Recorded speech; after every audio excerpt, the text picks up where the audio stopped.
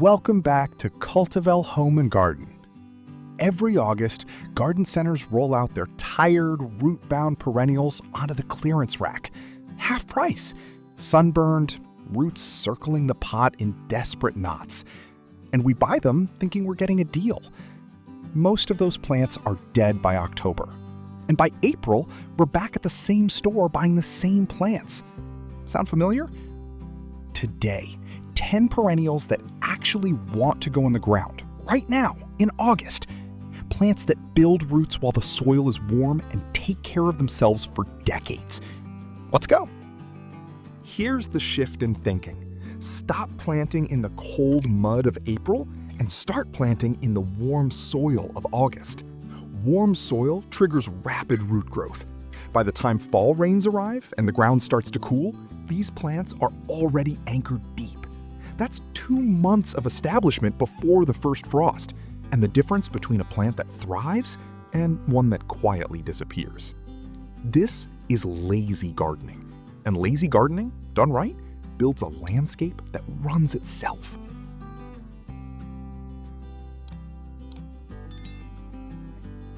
Plant number 10, Russian sage, Perovskia atriplycifolia. That silvery, airy perennial with tall spikes of lavender blue that you see in every high-end, low-water garden design, August is the absolute best time to plant it. Spring planting leaves it sitting in cool, damp soil, the fastest way to kill it before it establishes. August warm soil triggers rapid root growth, and by the time fall rains arrive, it's anchored deep enough to shrug them off. This plant requires 0 fertilizer, 0 supplemental water after year 1, and is ignored by both deer and rabbits. Hardy in USDA zones 4 through 9. The one mistake people make is amending the soil with rich compost. That's exactly what makes the plant flop open and look messy.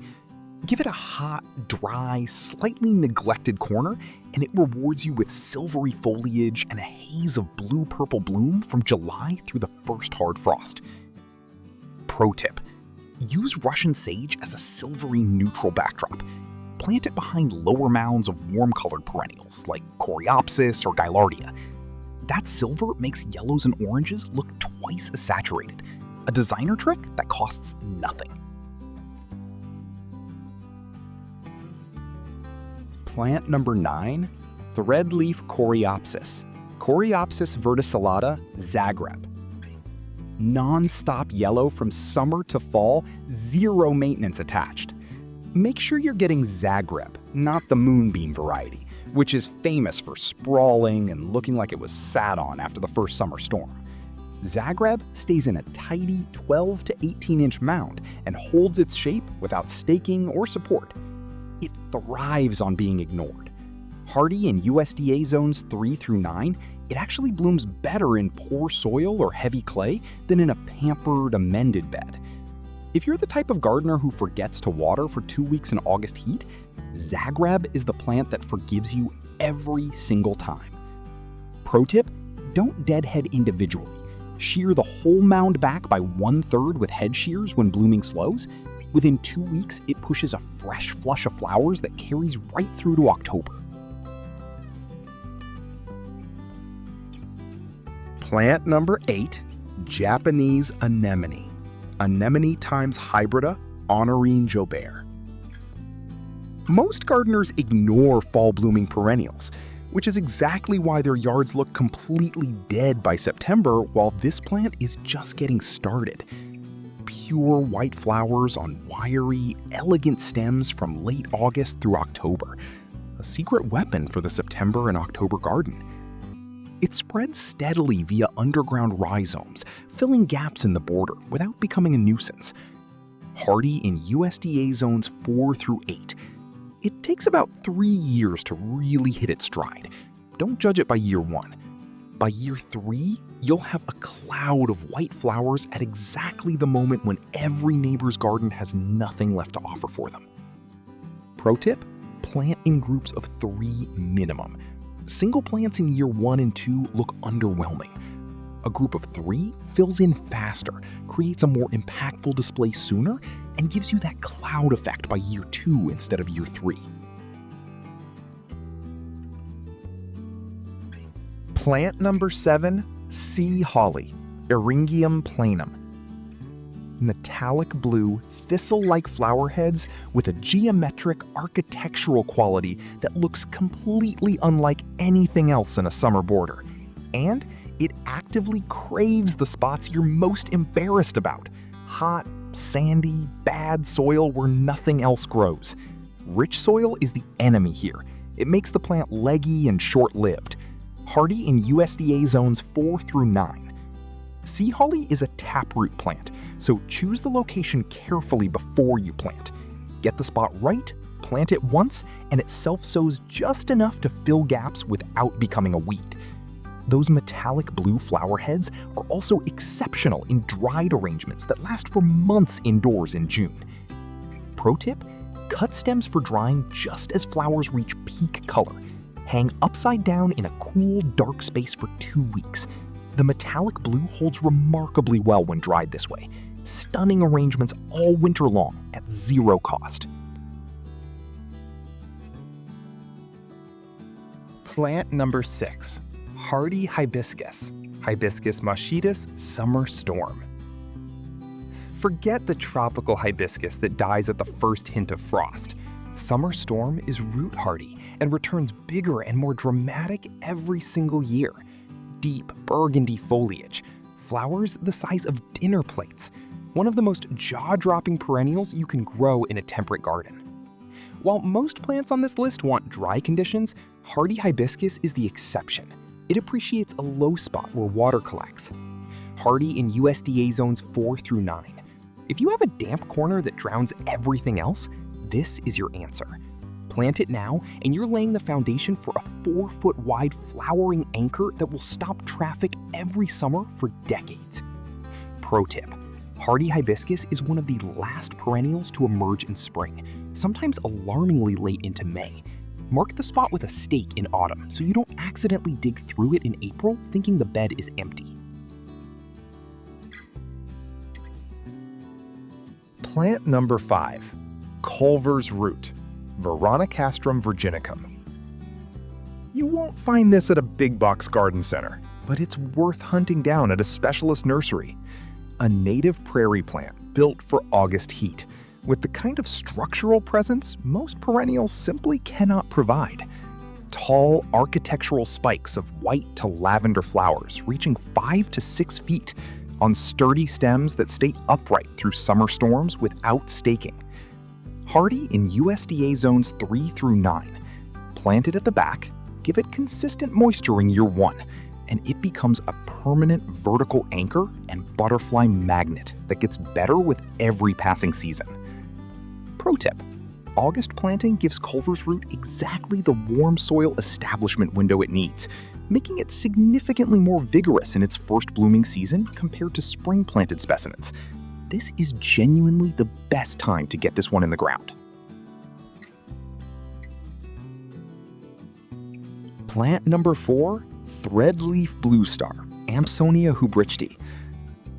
Soft blue flowers in spring are lovely, but that's not why you're planting this in August.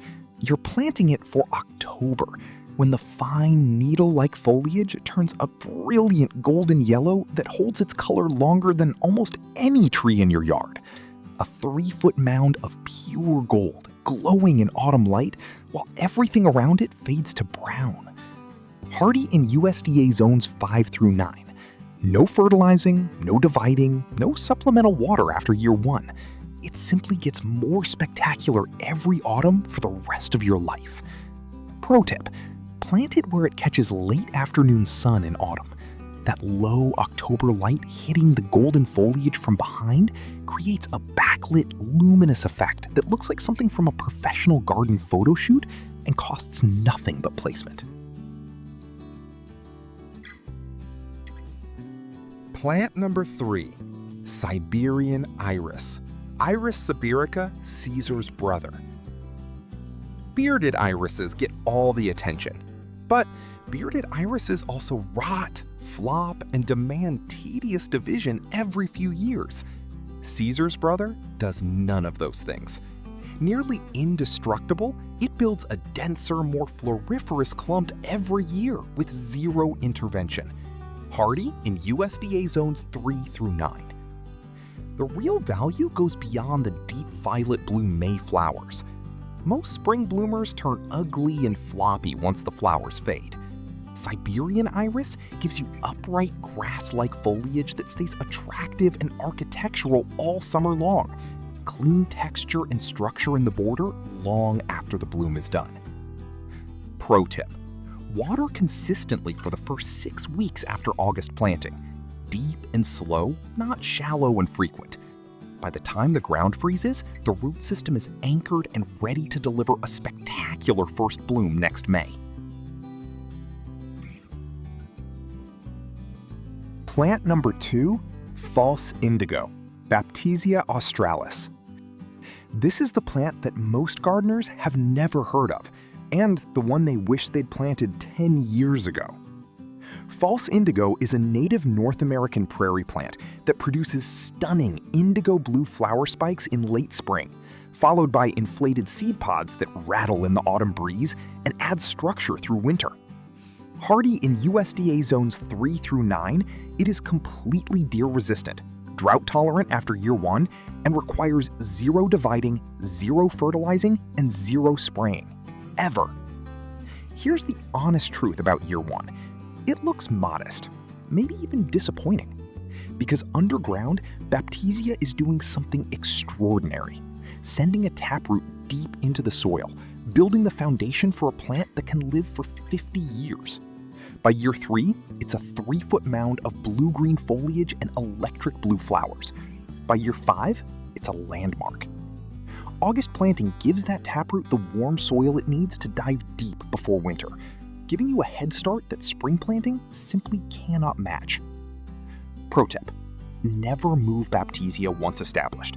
That taproot goes deep and resents disturbance profoundly. Choose the permanent location before you plant and commit. Get it right once, and you'll never have to think about it again. Plant number 1, Peony, Paeonia spp. The undisputed heavyweight champion of the lazy garden. If you plant only one thing this August, make it this. A peony is not just a plant. It is a 50-year investment that can outlive the house it's planted next to. Hardy in USDA zones 3 through 8, it asks almost nothing once established. No dividing, no spraying, no babying. One technical detail that is absolutely non-negotiable. When planting, ensure the eyes, the small pink buds at the base of the root, are buried no more than 2 inches below the soil surface. Bury them deeper and you'll get lush foliage every year, but never a single flower. Get that depth right, and you've bought a plant that will outlast you and the next 3 owners of your home. Pro tip: resist fertilizing in the first season. Let the plant focus entirely on root establishment. A slow-release organic fertilizer in year 2, applied as shoots emerge in spring, is all it will ever need. Overfeeding peonies produces weak stems that can't support those magnificent flowers. Before you head outside, 3 mistakes that will undo everything. 1. Watering too shallow. A quick 5-minute sprinkle trains roots to stay near the surface, where they'll bake the moment you skip a day. Deep, slow soaks 2 to 3 times a week for the first 6 weeks. Force the water down 6 to 8 inches, and the roots will follow. 2. Skipping the mulch. 2 to 3 inches of mulch is non-negotiable. In August, it keeps the root zone cool. In October, it retains moisture. In December, it insulates against the first hard frost before the plant is fully established. 3. Planting too late. These plants need 6 to 8 weeks of warm soil before the ground freezes. If you're in the back half of August, stop planting. Start planting this week. 10 plants. One warm August afternoon, and a garden that takes care of itself for the next 50 years. Stop rescuing sad clearance plants and start making intentional investments. The warm soil is ready right now, and so are these 10 anchors. Subscribe to Cultivel Home and Garden for new videos every week, and we'll see you in the next one.